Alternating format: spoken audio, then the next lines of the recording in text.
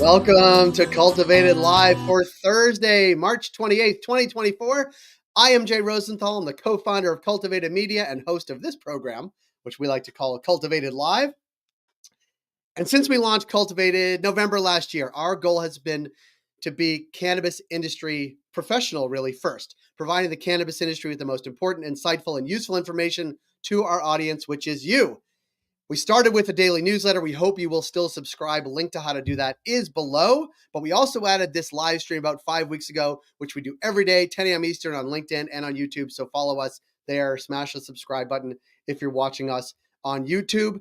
Today, after the news, I'm going to be joined by our regular Thursday guest, Krista Raymer. She's the founder and CEO of Vetrina. They are the foremost cannabis retail consultants serving North America. So always an enlightening Thursday morning conversation with Krista. But before we do that, let's get to today's news. And the wagons are circling in the anti-cannabis camp in Washington as top Democrats, including President Biden, continue to beat the drum for cannabis reform. Republicans are naturally taking the other side. Earlier this week, a report came out from the House Republican Policy Committee urging members to vote against the Safer Banking Act, a cannabis, obviously, banking bill, which we wrote about on Cultivated Daily. Other big name Republicans like former Trump Attorney General Bill Barr have recently published op-eds in the conservative media outlets pushing back against cannabis reform. And now, yesterday, we learned that 3 Republican senators, including Mitt Romney, Pete Ricketts, and Jim Risch, the ranking member of the Senate Foreign Relations Committee, wrote a letter to the Drug Enforcement Administration urging the agency to consider treaty obligations under the United Nations Single Convention on Narcotics Act and vote and not actually reschedule or deschedule cannabis. Now, for those that don't know, the convention was agreed upon in 1961, which is perhaps the year maybe these Republican senators are still stuck with regards to this issue. As you know, the DEA is considering whether to move cannabis from the most restrictive Schedule 1 of the Controlled Substances Act to Schedule 3, per the recommendation of the Department of Health and Human Services and a 2020 Biden campaign promise. Now, anti-legalization groups like Smarter Approaches to Marijuana took a very public victory lap over the letter, though the UN doesn't have any real enforcement mechanism here. For what it's worth, and those of us that live north of the border of the US, 2 other G7 economies, Canada and Germany, have plowed ahead with legalization without any serious pushback from the UN. While the letter from the 3 prominent senators may give the DEA pause, and remember the DEA is an enforcement agency, it's unlikely, in our view, that the argument undermines progress towards cannabis reform. We will see how this plays out, hopefully over the next few weeks, as the DEA continues to consider rescheduling. To Virginia, and here's a quote from Governor Glenn Youngkin. He's a Republican. He does not want cannabis legalization, as you may recall. Here's what he said. Are you going to sign the legislation? And I've been talking about this for 60 days, and I said, anybody who thinks I'm going to sign the legislation must be smoking something, although probably not smoking something in Virginia at this point. Now, the state's legalization bill passed both chambers of the legislature and was delivered to his desk on March 11th. Youngkin has until April 8th to sign it into law, veto it, or, unlike a pocket veto where you just let the timer run out and it's assumed veto, in Virginia it's actually the opposite. If he doesn't sign it or veto it, it actually goes into law without his signature. So we will know on April 8th what Governor Youngkin's plans are. More cannabis politics. Some polling. 88% of Americans say cannabis should be legalized for at least medical use, according to a new Pew poll. And 57% of Americans think recreational cannabis should be legalized. Now, support among young people is even higher than recent polls. 93% of 18 to 29-year-olds say at least medical cannabis should be legalized, and a full 71% say recreational cannabis should be legalized. Now, support for cannabis also cuts across ideological divides, at least among young people. 57% of Republicans age 18 to 29 say recreational cannabis should be legalized. However, only 42% of Republicans say cannabis should be legalized, compared to a whopping 72% of Democrats. So we are seeing a major divide. If you go to cultivated.news, you will see a cool graph from Pew with the full polling breakdown. Now, what else is driving the news? Germany's legalization bill was officially signed into law and will go into effect on April Fool's Day, which is Monday. This is not a joke. The next thing, former Minnesota Governor Jesse Ventura is launching a cannabis brand, Jesse Ventura Farms. He says it's the first time a former elected official has launched a cannabis brand based on their likeness. That's probably true. To Canada, Ontario projects it will rake in $600 million from cannabis wholesale profits and its portion of the federal excise tax next year. This according to MJ Biz Daily. Now, Ontario's government also pledged to crack down on illicit online cannabis sellers. And if they do that, perhaps they can talk to Governor Hochul in New York. She's trying to do the same thing.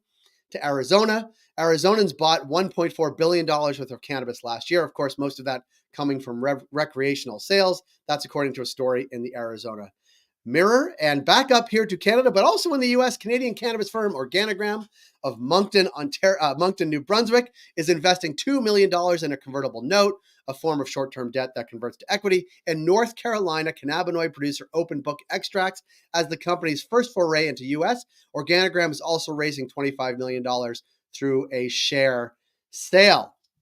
With that news from around the cannabis industry, I am going to bring up Krista Raymer. Krista, hello. Jay, hello. You like that? There's news from north of the border, south of the border, retail stuff. Europe. There's a lot happening. There is a lot happening. I don't actually know what you want to talk about today, but I did see something yesterday you posted that I am interested in. So maybe we can start there and go to other things. Okay.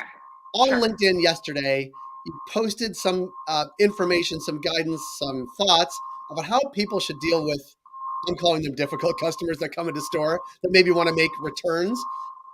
Like you often talk to frontline staff, of course, but also people who manage frontline staff. This is pretty common in in retail, but also in dispensaries where people come in unhappy with the product. The thing that I most think about is like leaky vape pens. Like yes, vape technology is like the number one number one returned item. Yeah, is it? And people are mad because vapes are expensive and they like them, and you have to return them, and it's like it's a disaster. But I'm angry. I go into store. This thing doesn't work. Like, what should frontline staff do in that situation? Well, I think one of the things that we need to think about when dealing with an upset customer is how much control does the person that's standing there have to be able to support the customer to make a decision one way or the other. So if I'm an angry customer and I go into the store and I talk to somebody and I tell them the whole story, and then the person's like, I can't do anything, let me go get somebody else. Yeah. It's like when you call a telecom company and want to complain about your phone bill, and then you end up going through 30 different people and they're like, I'll call you back, and they never call you back. So we have an opportunity to be better than that. And that looks like empowering the team who can speak with the customer with a handful of solutions that they can offer and that they know relatively how to offer them to what the customer is experiencing. There are like, we use this like happy face of scale of happy to angry faces when we're thinking about customers. And there is a scale to which we want to match the customer. If they walked out to the parking lot, noticed that they got the wrong product and walked back in, that's a different level of frustration and anger than somebody who went, maybe drove up to 30 minutes away and then called the store, didn't get the answer that they wanted, and then are turning around and coming back. We have to meet those customers where they are at, and the team or the budtending team that's in stores, as well as with the store managers, need to be able to meet them there too.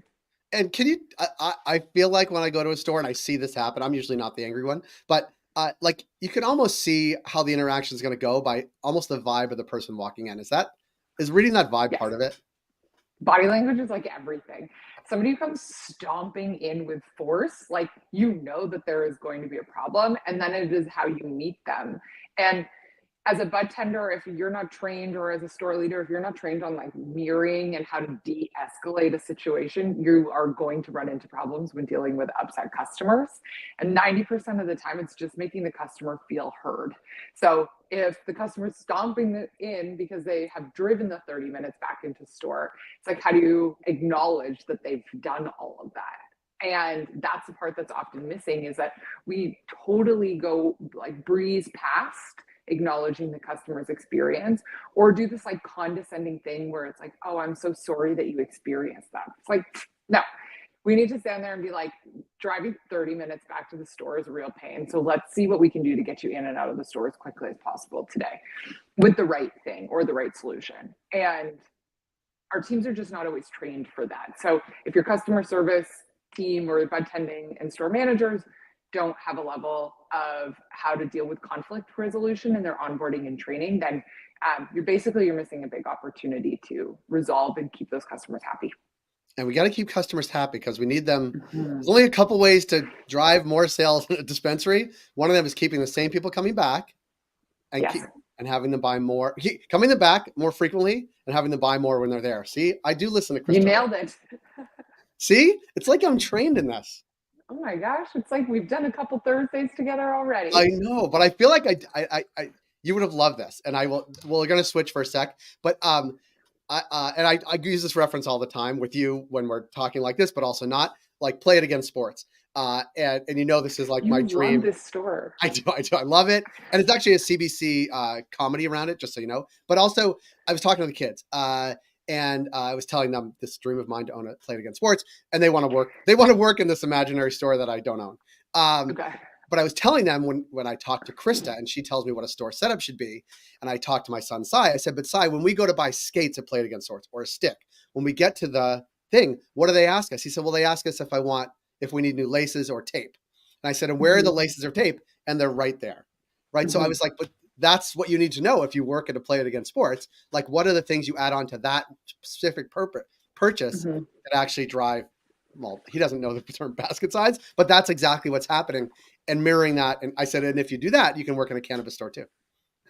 Yeah, I mean, you can spend a little bit of time with him and talk about hero or basket driving products and then impulse driving products.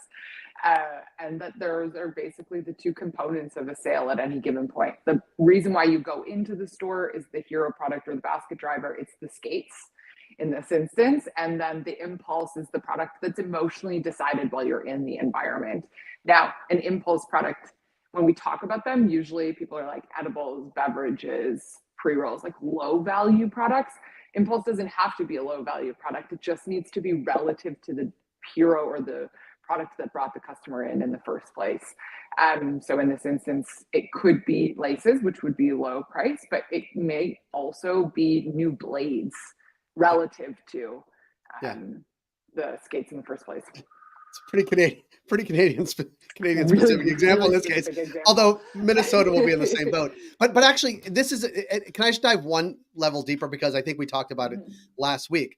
But also, that impulse or add-on purchase can also be the thing that I make the most money on as a store. And my bud tender needs to understand that, and my frontline staff need to understand that too. Yeah, I mean, lower priced products have a tendency to offer an opportunity to increase margin. And what I mean by that is that there's room to mark it up without the customer feeling sensitive to it. So what that looks like is if you add, let's say 10% to a price point that's $9, we are still within this $1 range. The customer is not going to feel it very much. If we add 10% to a product that's like $56, the customer feels it. So customer and pricing is relative. And although on paper in an Excel sheet, it might feel kind of like consistent and easy to do, it's actually impulse products have the biggest opportunity to push margins by structuring the pricing there, where you can get an extra 10, sometimes 20% on products without the customer feeling like it's encroaching on becoming too high of a price. It's why Marshall sells chips and drinks and phone chargers in the checkout. Yeah, and like the phone charger piece is interesting because they have the phone charger that's there, but then they also have usually somewhere else in the store, and oftentimes that product is a more expensive version of the one that's in the impulse area. Yeah, so you might get like a more advanced version in the electronic section with multiple different cables, whereas you're just getting one cable and maybe the plug in the impulse area. Can I shift? What else are you seeing in the world right now that retailers are thinking about? Pricing. I mean, it's funny that you like bring this up, but I think that pricing is a big part of this. We are watching in more mature markets as retailers are now trying to look at how they come up with a list price and how much integrity that list price has.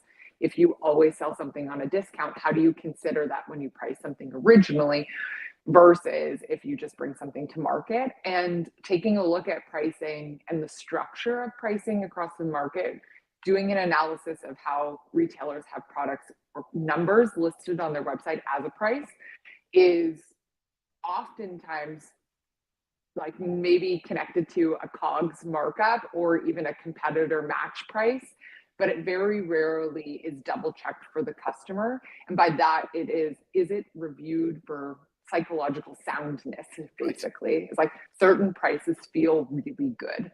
And so a really great example of that is divisible pricing.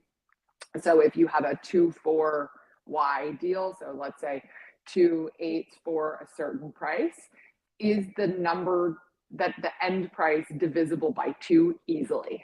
So in this example, if it was 2 for 40, that feels great. If it was 2 for 37, although the 37 is a lower price, oftentimes the customer will still vote for the 2 for 40 with their wallet when they purchase because that feels easy to understand.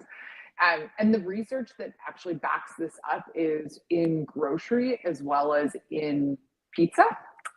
So there is magical numbers when you look at the way that pizza often advertises. It's like 2 pizzas often for around $24. Everything is divisible. The numbers show up twice. So there is a customer savviness and customers don't mass that we need to consider when thinking about the way that numbers show up as a price. Um, Also, for those of people in Canada or not in Canada, we actually have a pizza chain, a big one called 2 for 1. Their phone Two for numbers, one. their phone number's 2 for 1, 2 for 1, no matter where you call from. So it's made me chuckle a little bit. That is interesting around the pricing for sure. And and we're coming up. It strikes me that we're coming up on 420, and people are getting their stuff together Mhm. for I guess 3 weeks from now.